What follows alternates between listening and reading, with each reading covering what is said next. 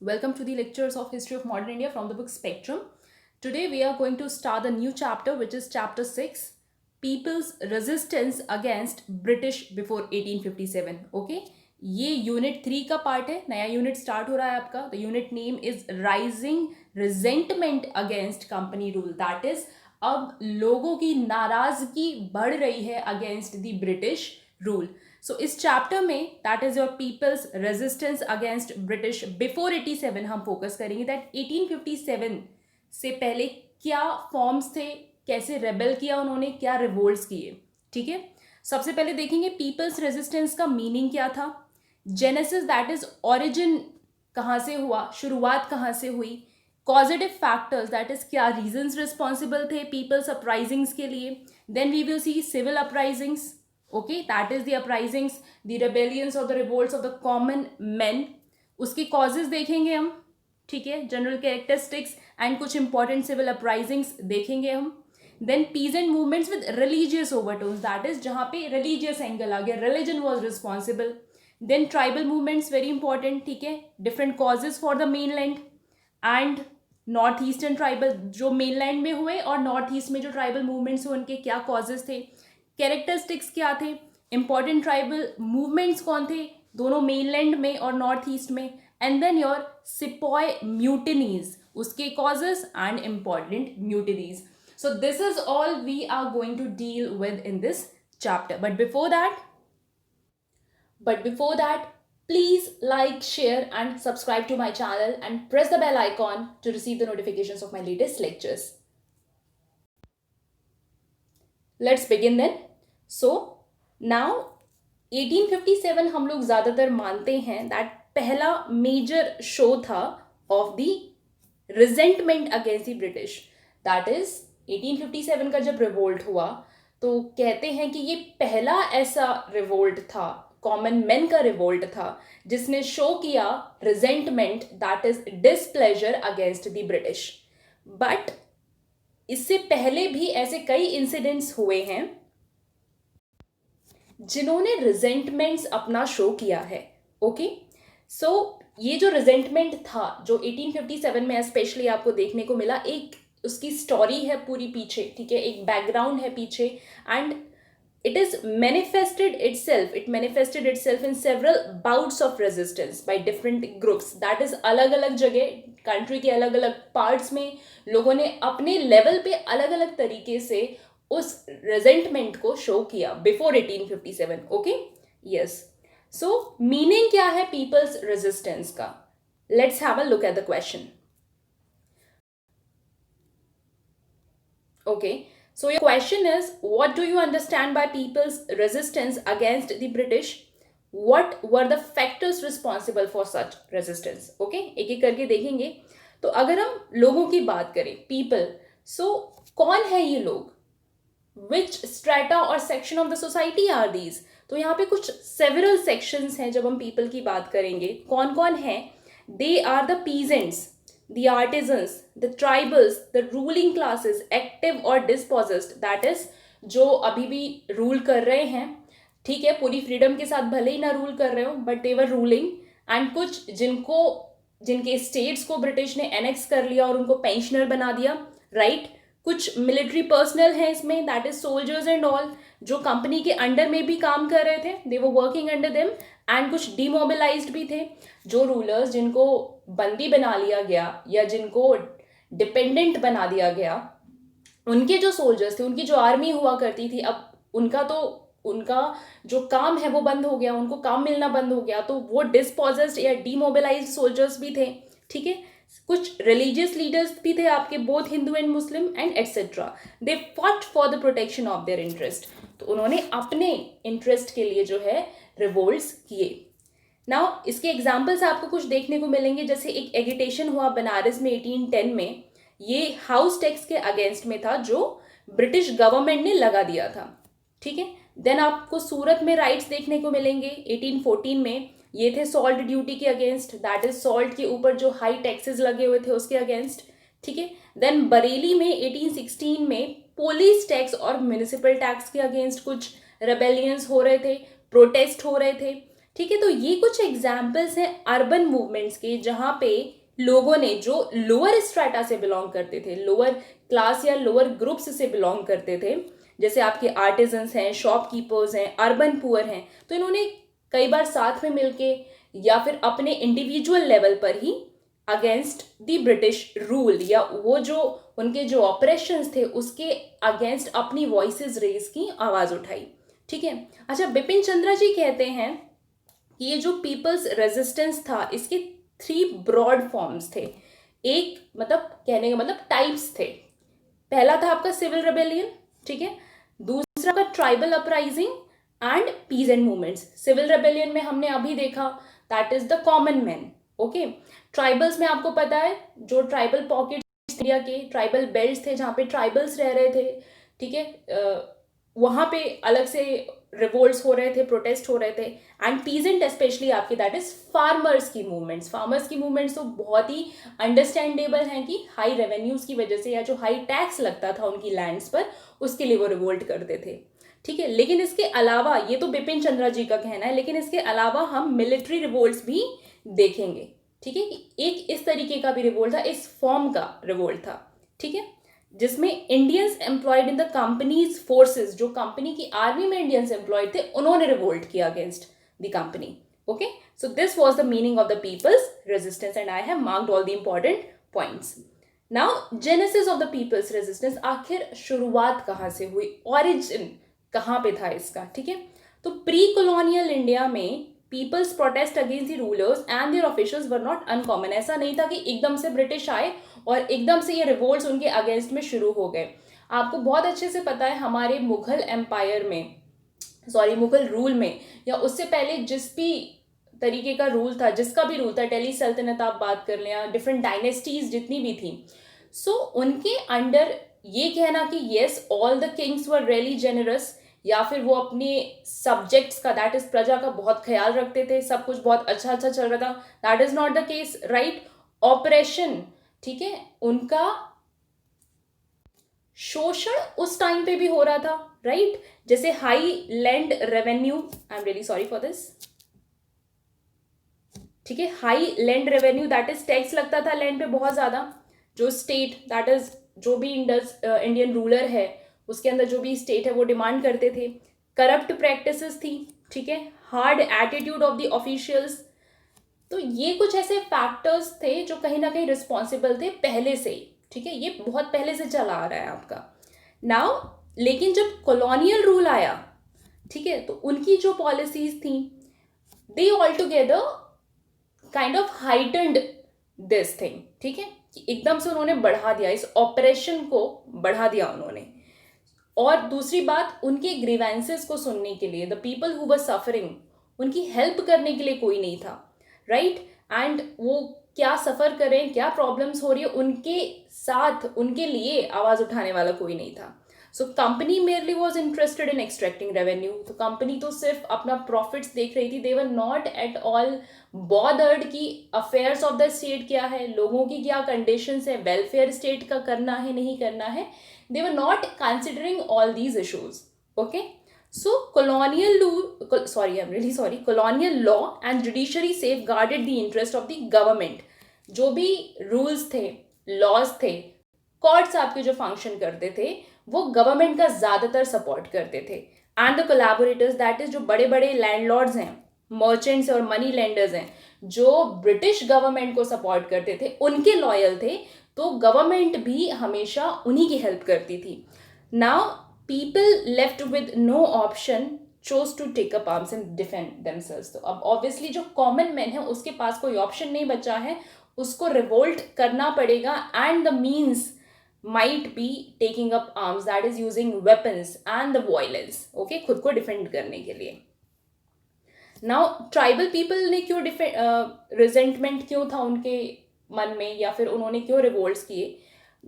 The reason was the encroachment by the outsiders, that is बाहर से आके British officials ने या दूसरे स्टेट्स से आके जमींदार्स ने उनकी जो लैंड है वो ऑक्यूपाई कर ली थी। तो उनकी जो इंडिपेंडेंसी है वो खो गई, and they were also the sufferers and they also became violent to defend themselves. ठीक है, नाउ रीजंस क्या थे, कॉजेटिव फैक्टर्स क्या थे पीपल अपराइजिंग्स के?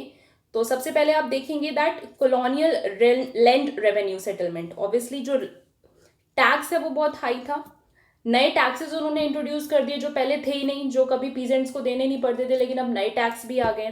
फिर उन्हीं की लैंड्स से उनको एविक्ट कर देना, बाहर निकाल देना अगर उन्होंने टैक्स नहीं पे कर पाया, और ट्राइबल लैंड्स को जबरदस्ती ऑक्यूपाई कर लेना, ठीक है। Then exploitation in the rural society, that is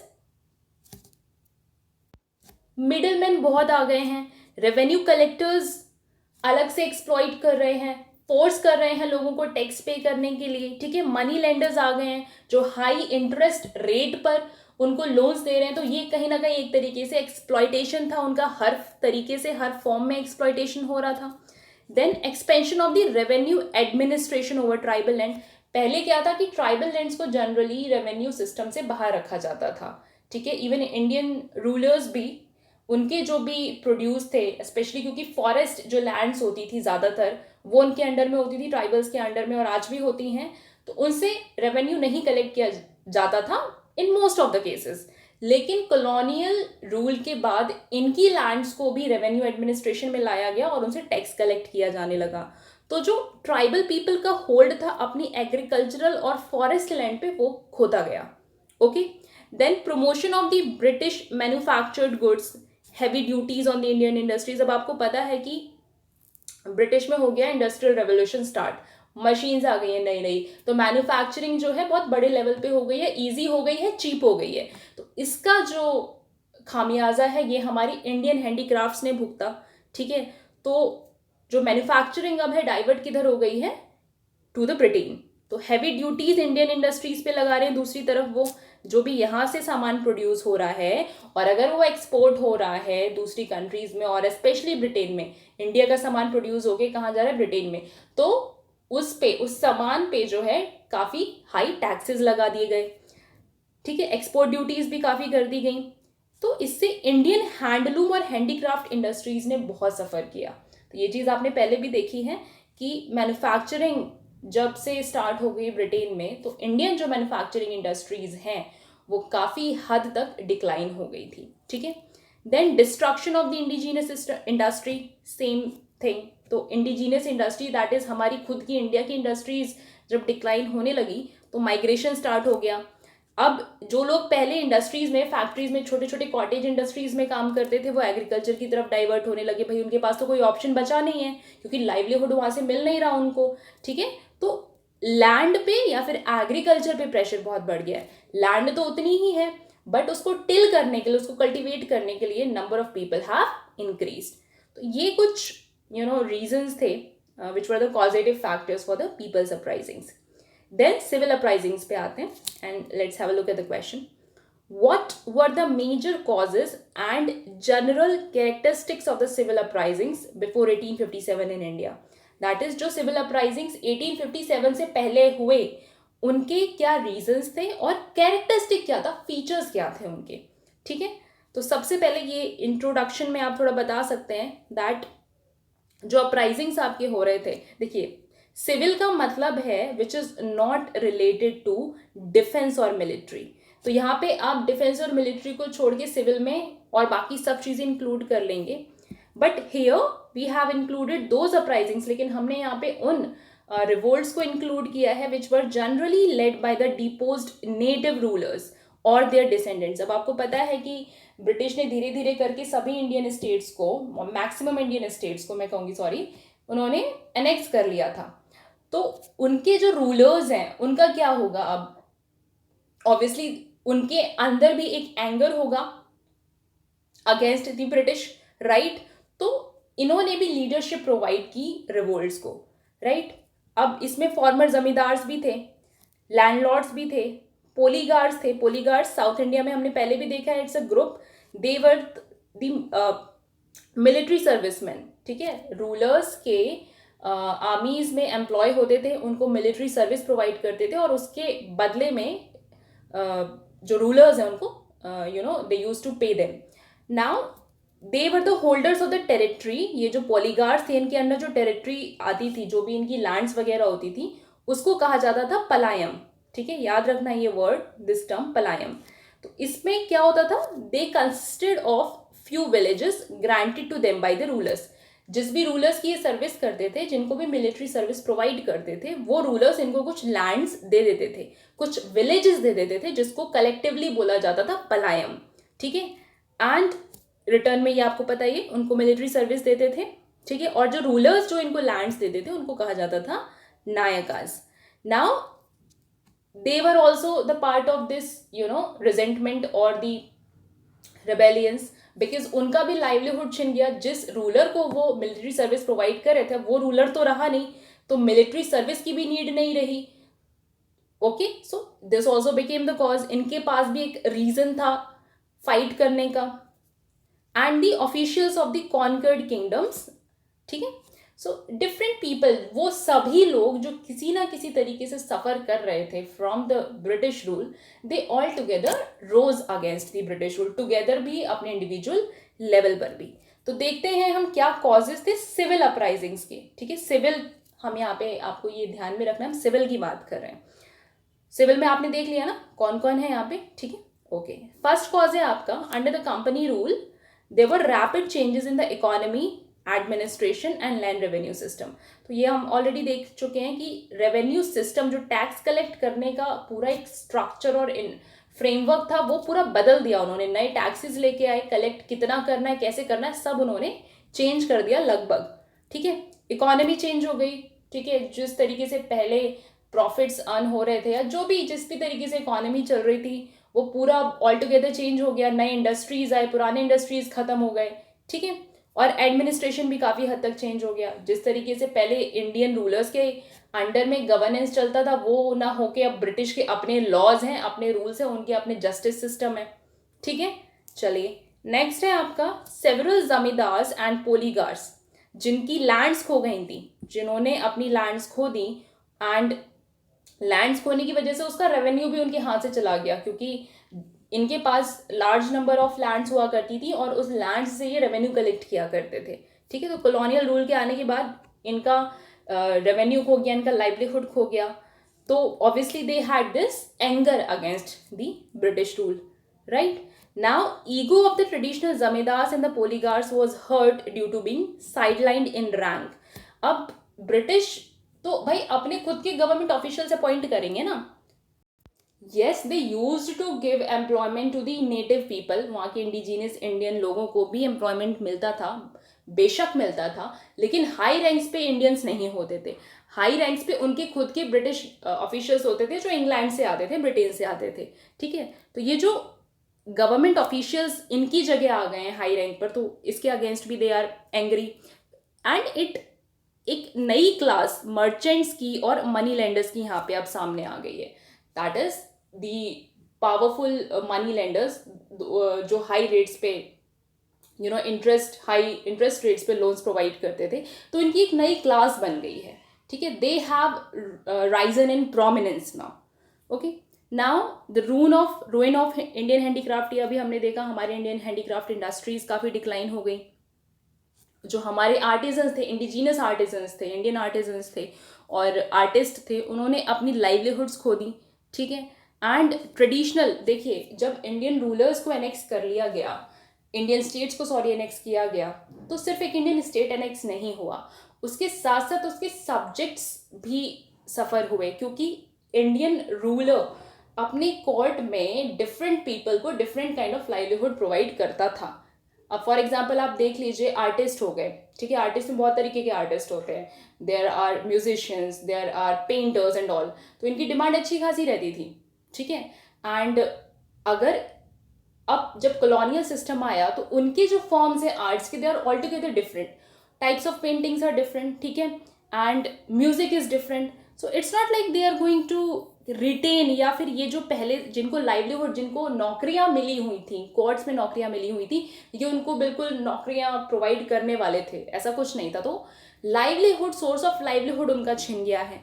ठीक है, सो इनमें अब आपके डिफरेंट ग्रुप्स हैं, प्रिंसेस हैं, चीफटेन्स हैं, जमींदार्स हैं।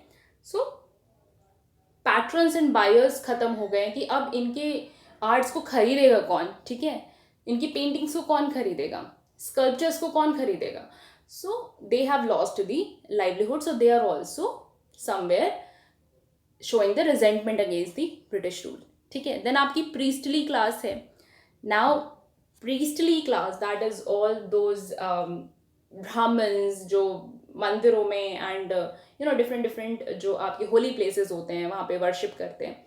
So जो head होते हैं स्पेशली, वो भी कहीं ना कहीं सफ़र कर रहे हैं. हाउ? बिकॉज उनको जो पैट्रोनेज मिल रहा था, उनको जो संरक्षण मिल रहा था, वो इंडियन रूलर्स के अंडर में ज़्यादा मिल रहा था. ब्रिटिश तो देवर, अगर वो चाहते थे कहीं ना कहीं, अगर रिलीजन की बात करें तो वो तो अपना क्रिश्चियनिटी ही स्प्रेड करना चाहेंगे. They won't pay much attention और they won't be very much friendly to the priestly class of Indians. ठीक है. तो जो भी प्रीचर्स हैं, आपके प्रीस्ट हैं, पंडित्स हो गए, मौलवीज हो गए, ये आपके ट्रेडिशनल और ब्यूरोक्रेटिक एलीट, यानी कि जो इंडियंस थे, स्पेशली एलीट इंडियंस थे, उन पे डिपेंडेंट थे. अब उनके जब जमींदार डिक्लाइन हुए, फ्यूडल लॉर्ड्स डिक्लाइन हुए, ठीक है, तो ऑब्वियसली उनका भी कहीं ना कहीं लाइवलीहुड जो है वो डिक्लाइन हुआ. Now foreign character of the British rule. देखिए, foreign, they were the foreigners. ठीक है, ब्रिटिश आपके फॉरेनर्स थे. They came here. ठीक है, और कईयों ने अपनी पूरी लाइफ यहाँ पे स्पेंड की. वी ऑल नो, उन्होंने यहाँ पे शादियाँ की, यहाँ पे बिजनेस किए, यहाँ पे एम्प्लॉयमेंट मिला उनको, everything. But still they had this thing called superiority complex. ये आप सब जानते हैं. ठीक है. And they treated Indians as the inferior class. ठीक है, रेसिज्म बहुत था, white man, black man, right, you remember, सबको पता है. So this was also the thing. So जो ट्रीटमेंट मिलता था नेटिव लोगों को, उनकी प्राइड हर्ट होती थी, उनको हर्ट होता था. So this was also the cause. तो ये कुछ आपके मेन कॉजेज थे for the civil uprisings. Next है आपका general characteristic of the civil uprising. Nature क्या था? So basically they represented the common conditions. ठीक है, कि कहीं ना कहीं जो रीजंस हैं वो लगभग सेम हैं. जैसे हाई टैक्स हो गया, ठीक है, लॉस ऑफ लाइवलीहुड हो गया. तो भले ही अलग अलग जगह पे अलग अलग रिवोल्ट्स हुए, अलग अलग फॉर्म में रिवोल्ट्स हुए, लेकिन आपको एक जो कॉमन थ्रेड है वो मिल जाएगा सब में. दूसरा, semi feudal leaders of the civil uprisings were backward looking and traditional in outlook. कुछ जो इन अपराइजिंग्स के लीडर्स थे, दे वर ऑर्थोडॉक्स. ठीक है, they are not welcoming the new changes. जो बदलाव हो रहे हैं सोसाइटी में, कुछ बदलाव डेफिनेटली नेगेटिव थे, लेकिन कुछ बदलाव अभी भी, मतलब ऐसा तो नहीं है जो भी ब्रिटिश ने किया it was everything was against the Indians. For example sati के अगेंस्ट लॉ पास हुआ, तो काफ़ी सेक्शंस ऐसे थे सोसाइटी के जिन्होंने इसको अपोज किया कि आप हमारे रिलीजन में, हमारे कस्टम्स में दखल अंदाजी क्यों कर रहे हैं. लेकिन अगर जनरली आप देखें, जनरल व्यू देखें, तो ये एक बहुत अच्छा स्टेप था ब्रिटिश के पार्ट पे कि उन्होंने सती को एबॉलिश किया. लेकिन फिर भी लोगों ने इसके अगेंस्ट में रिवोल्ट किया. ठीक है, तो they were traditional and orthodox. Their basic objective was to restore earlier forms of rule and social relations. अब जितने भी रिवोल्ट्स हुए हर जगह, ज़रूरी नहीं था that they wanted to bring, or they were seeking the welfare of the people or the society. ठीक है, जो जमींदार थे, बड़े बड़े लैंडलॉर्ड्स थे, और इंडियन रूलर्स जो लीडरशिप प्रोवाइड कर रहे थे, कहीं कहीं, I am not talking about everywhere, कहीं कहीं उनका खुद का सेल्फ इंटरेस्ट था कि हमको हमारा रूल वापस मिल जाए. And they were not that much concern कि उसके बाद लोगों का क्या होगा, क्या लोगों की जो एक्चुअल प्रॉब्लम है वो एड्रेस हो रही है कि नहीं हो रही है. तो ये भी एक केस था. Then result of the local causes and the grievances were also localised in their consequences. कई जगह एक पर्टिकुलर ऑपरेशन के अगेंस्ट जो है वो रिवोल्ट हो रहा है, तो कॉमन थ्रेड के बाद भी आपको कहीं कहीं कुछ इंडिविजुअल कैरेक्टरिस्टिक्स मिल जाएंगे. पर्टिकुलर जो उस पर्टिकुलर प्लेस, उस पर्टिकुलर सोसाइटी को आइडेंटिफाई करते हैं, वो आपको रीजंस मिल जाएंगे उस पर्टिकुलर जगह में रिवोल्ट के लिए.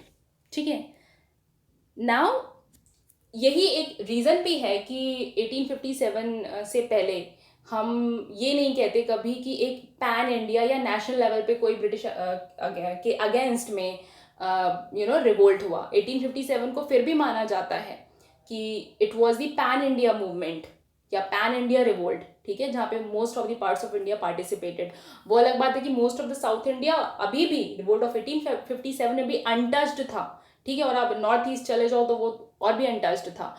तो स्टिल अभी भी जो फाइट्स हो रहे हैं, जो रिवोल्ट्स हो रहे हैं, वो लोकलाइज्ड है, कुछ कुछ पॉकेट्स में बिखरे हुए हैं, ठीक है। So these were the characteristics of the civil uprisings.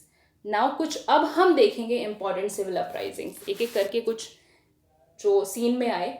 तो क्वेश्चन देख लेते हैं हम। Discuss in detail some of the important civil uprisings in India which took place against the British rule, especially before 1857.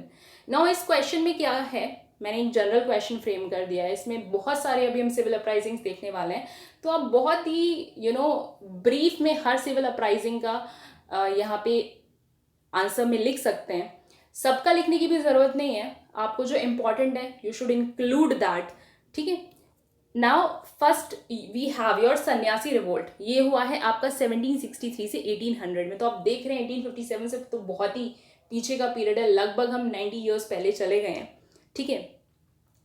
ये इंपॉर्टेंट है आपका सन्यासी revolt. तो इसके लिए एक और क्वेश्चन है आपके पास, ठीक है, राइट अ नोट ऑन सन्यासी रिवोल्ट, ठीक है, सिंपल क्वेश्चन। नाउ सन्यासी रिवोल्ट हुआ कहाँ है, ये बेसिकली आपका हुआ है ईस्टर्न इंडिया में, ठीक है। ईस्टर्न इंडिया में भी कहाँ पे, जो आपका उड़ीसा और बंगाल वाला रीजन है, उस टाइम पे बंगाल इट वाज काफ़ी एरियाज में फैला था, बिहार का भी पार्ट है उसमें, इधर बांग्लादेश का भी पार्ट है और उड़ीसा का भी पार्ट है उसमें। तो बेसिकली बंगाल एंड आज का जो प्रेजेंट बंगाल है और उड़ीसा है, उसके कुछ पार्ट्स थे जहाँ पे सन्यासी रिवोल्ट हुआ। क्या कॉज था वो देख लेते हैं। फेमाइन आया एक 1770 में और बहुत ज़्यादा हंगर एंड डेथ्स हुई लोगों की, और इकोनॉमिक ऑर्डर पूरा आउट ऑफ ट्रैक चला गया। इसके बाद भी लेकिन ब्रिटिश की कुछ हार्ड पॉलिसीज थी, हार्श पॉलिसीज थी, जिसके अगेंस्ट ही रिवोल्ट हुआ। एक ग्रुप ऑफ सन्यासी, ठीक है, वो मजबूर हो गए इस रिवोल्ट को करने के लिए। यहाँ पे आपके small zamindars, disbanded soldiers and rural poor थे, ठीक है। उन्होंने कंपनी की फैक्ट्रीज को रेड किया, उनके जो फंड्स थे, ट्रेजरीज थी, उनको लूटा उन्होंने, और कंपनी की जो आर्मी थी, उनके जो सोल्जर्स थे, उनसे फाइट की। काफ़ी लंबे समय तक ये रिवोल्ट चला। आप देख रहे हैं, पीरियड देख रहे हैं आप, 1763 से 1800, अच्छा खासा पीरियड है ये, ठीक है, लगभग 40 ईयर्स का पीरियड है ये। और यहाँ पे वॉरेन हास्टिंग जब आपके आते हैं सीन में, जब वो गवर्नर जनरल बने थे, तो उन्होंने इससे डील किया, ठीक है, उन्होंने इसको दबा दिया काफ़ी हद तक। इसमें दूसरा आपको क्या सीन में देखने को मिलता है कि इस रिवोल्ट में हिंदूज एंड मुस्लिम्स ने इक्वली पार्टिसिपेट किया। तो ये एक फीचर है इस सन्यासी रिवोल्ट का, कि अभी भी रिलीजियस लाइंस पे जो है ना सोसाइटी का डिविजन नहीं हुआ है, and Hindu and Muslims are together fighting against this British yoke, ठीक है। इसीलिए इसको कई बार बोला जाता है, sometimes this movement is also refer to as the fakir rebellion. Now this is important, ठीक है, एग्जाम में पूछ सकते हैं कि फकीर रेबेलियन, फिर वो ऑप्शन दे देंगे 4 कि ये कौन सा रिवोल्ट था। तो रिमेंबर दिस दैट फकीर रेबेलियन इज द सन्यासी रिवोल्ट ओनली। लीडर्स कौन थे इसके, मंजूम शाह या मंजू शाह भी बोला जाता है, चिराग अली, मूसा शाह, भवानी पाठक, देवी चौधरानी इसके इंपॉर्टेंट लीडर्स थे। नाउ ये बहुत इंपॉर्टेंट लीडर्स हैं, ठीक है, क्वेश्चन आ जाता है कई बार कि ये जो लीडर्स हैं ये किस रिवोल्ट से बिलोंग करते हैं। नाउ देवी चौधरानी का जो पार्टिसिपेशन है यहाँ पे इसलिए इंपॉर्टेंट हो जाता है क्योंकि हमें नज़र आता है कि विमेन का भी इम्पॉर्टेंस है सोसाइटी में, विमेन का रोल है अर्ली रेजिस्टेंसेस में अगेंस्ट दी ब्रिटिश। ऐसा नहीं है कि विमेन ने बिल्कुल पार्टिसिपेट नहीं किया, और एक एग्जाम्पल हमको देवी चौधरानी के फॉर्म में नज़र आता है दैट विमेन ऑल्सो पार्टिसिपेटेड, ठीक है, बहुत लार्ज नंबर्स में नहीं किया, लेकिन ऐसा भी नहीं कि बिल्कुल एब्सेंस हो विमेन का, ठीक है। फिर आपको पता ही है आनंद मठ तो बहुत पॉपुलर है, जो बंकिम चंद्र चैटर्जी ने लिखी है, बंगाली नॉवल है। तो ये बेस्ड है आपकी सन्यासी रिवोल्ट पे, वेरी वेरी इंपॉर्टेंट, ठीक है, आनंद मठ इस पे बेस्ड है। और बंकिम चंद्र चैटर्जी ने एक और नॉवल लिखी है देवी चौधरानी पर ही, क्योंकि यहाँ पे उन्होंने देखा कि वेमेन का कितना इंपॉर्टेंट रोल होता है, ठीक है, in the struggle against the alien rule, ठीक है।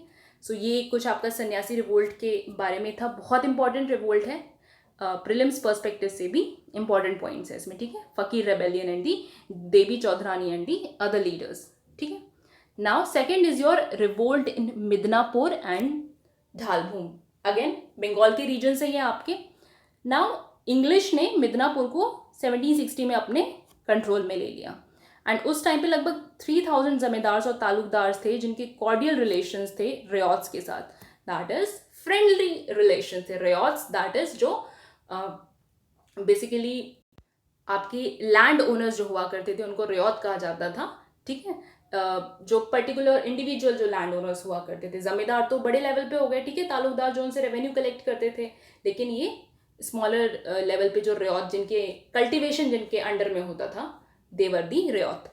तो जमींदार और तालुकदार और रियात का फ्रेंडली रिलेशन था, लेकिन ये जो हार्मोनियस रिलेशन है ये चेंज हो गया after the introduction of new land revenue system by the English in 1772। वो अपना नया रेवेन्यू सिस्टम लेके आए, ठीक है, और ये जो रिलेशन बना हुआ था ये डिसरप्ट हो गया। Now according to the British governor Vansittart, आपने इनका नाम पहले भी सुना है, now you have to recall कब और कहाँ पे थे ये, I don't need to tell you, okay. तो ब्रिटिश गवर्नर आए, वेंसीटार्ट आए, तो इन्होंने क्या किया, इन्होंने कहा that zamindars of the Midnapore sided with the ryots in case of conflict between the ryot. So जो जमींदार थे अभी तक मिदनापुर के, ये जब कॉन्फ्लिक्ट हुआ रियात का, ब्रिटिश के साथ कॉन्फ्लिक्ट हुआ, तो जमींदार ने बिल्कुल रियात को सपोर्ट किया and the English revenue collecting officials के अगेंस्ट हो गए वो, ठीक है। क्योंकि अभी क्या है, जमींदार की जगह कौन कलेक्ट कर रहा है रेवेन्यू, इंग्लिश ऑफिशियल्स कलेक्ट कर रहे हैं। सो जमींदार आपके ढालभूम के, मानभूम के और डिफरेंट रीजन से, आपके रायपुर, पानछेट, ये सब आपको याद नहीं करना है, एक जनरल व्यू के लिए देख लीजिए, जाति, Bhuni and Bagri. So they were living in the vast tract of jungle mahals of the west and the north west Midnapore. So they were living in these jungles, ठीक है। सो इनकी ये जो अभी तक इनका जो काम था, जमींदारी का काम था, ये इनसे छीन लिया गया, ठीक है।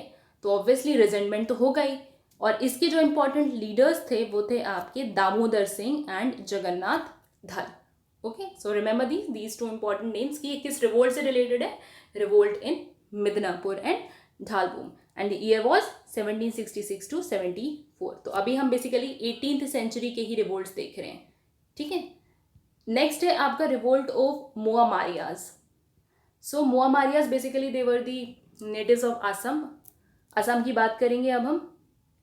तो 1769 में होता, ये 3 साल तक चला है, 1769 से 99 तक, I am really sorry, 30 years तक ये चला है। सो अहोम किंग्स जो थे आपके असम में, अहोम किंग्स रूल कर रहे हैं इस टाइम पे। So they were kind of a challenge to the Ahom kings, ठीक है। नाउ मोआमारियाज हैं कौन, basically they are the low caste peasants who follow teachings of Aniruddha Dev. अब अनिरुद्ध देव आपके बेसिकली सेंट थे किस पीरियड में, 1553 से 1624।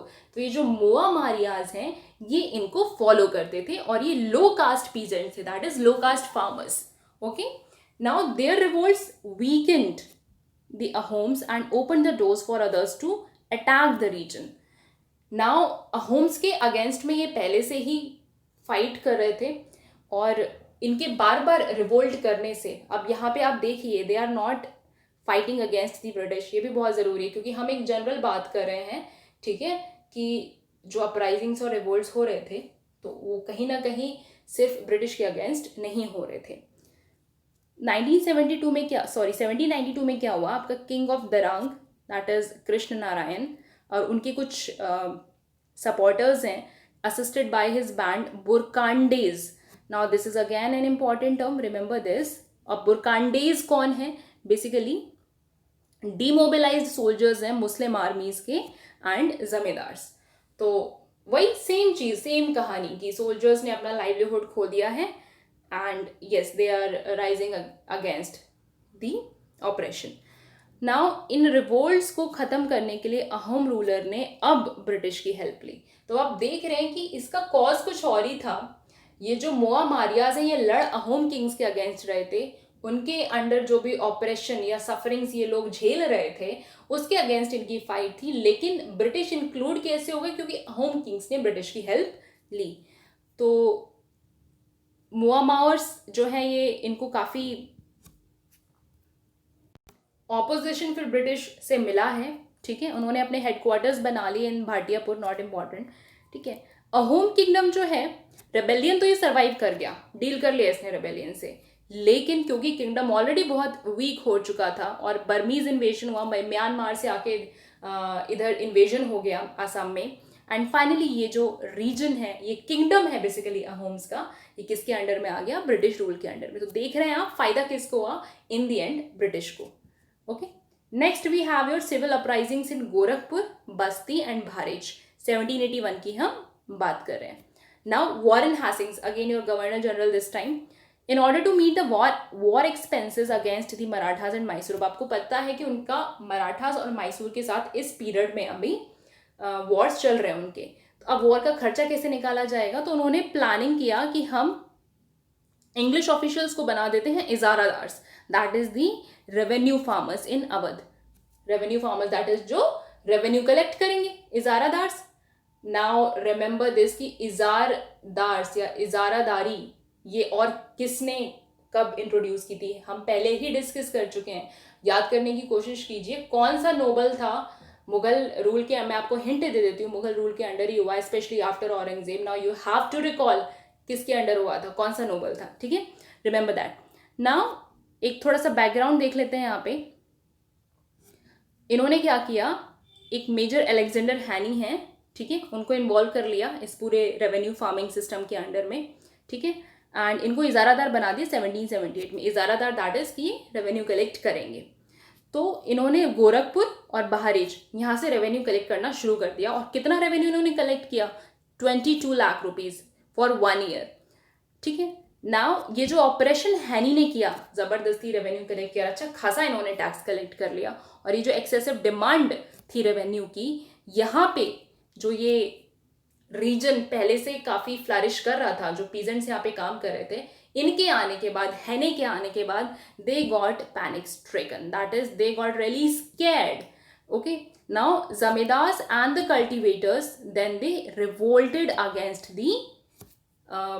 These English officials, that is izaradars, ठीक है, जो जबरदस्ती का रेवेन्यू हाई टैक्स कलेक्ट कर रहे थे, इसके अगेंस्ट उन्होंने आवाज उठाई 1781 में, ठीक है।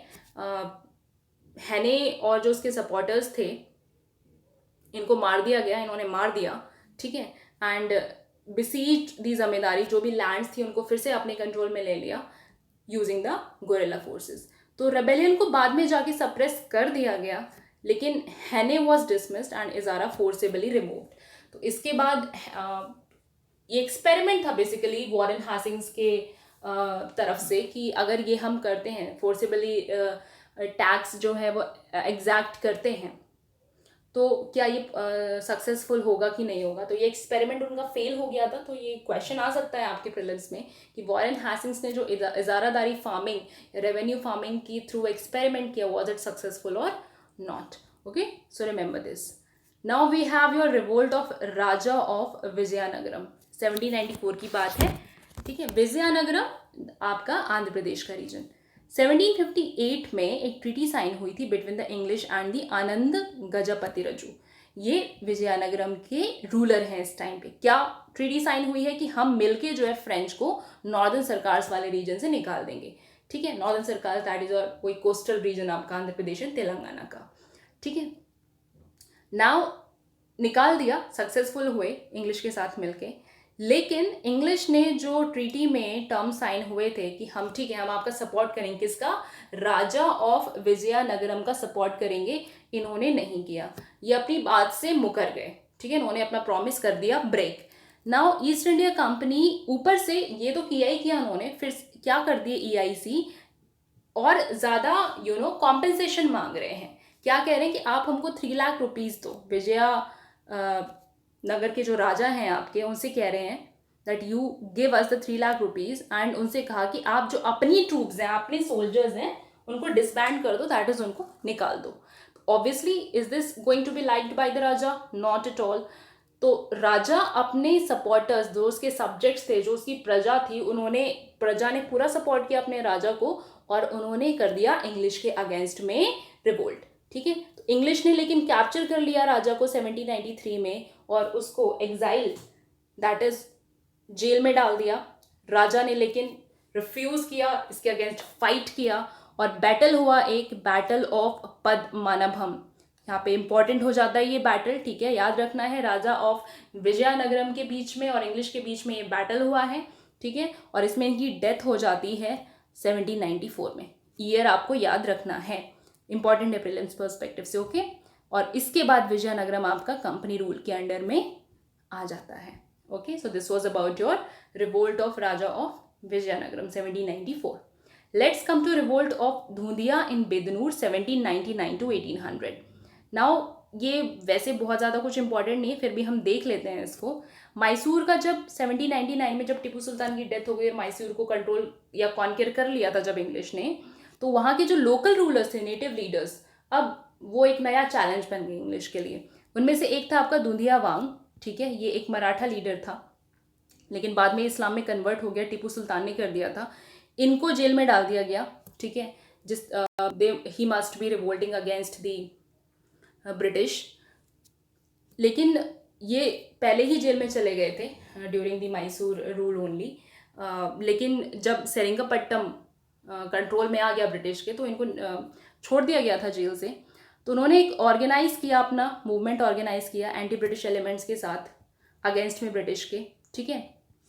फेल हो गए थे इन दी एंड में, लेकिन काफ़ी वेनरेटेड लीडर बन गए वहाँ के लोकल कॉमन सिटीजन्स के, ओके। यहाँ पे बेसिकली आपके लिए इंपॉर्टेंट बस इतना हो जाता है कि अगर गलती से नाम पूछ लिया कि धुंधिया वांग is related to which revolt, तो यहाँ पे रिवोल्ट तो नहीं, यहाँ पे प्रॉपर नेम है इसका, बट हाँ मैसूर रीजन से ही रिलेटेड है, तो इस तरीके से क्वेश्चन आ सकता है। तो रिवोल्ट हुआ बेसिकली कहाँ था, in the Bednur region, okay. Okay, so आज इसको यहीं फिनिश करते हैं, यहीं स्टॉप करते हैं। अभी बहुत सारे सिविल अपराइजिंग्स बचे हैं, ठीक है, तो एक एक करके हम उसको ग्रेजुअली स्लोली हैंडल करेंगे। नेक्स्ट लेक्चर में we will be talking about the resistance of Kerala Varma and the other civil uprisings, okay. That's it for today. Thanks a lot, and please don't forget to like, share and subscribe. Meet you in the next lecture.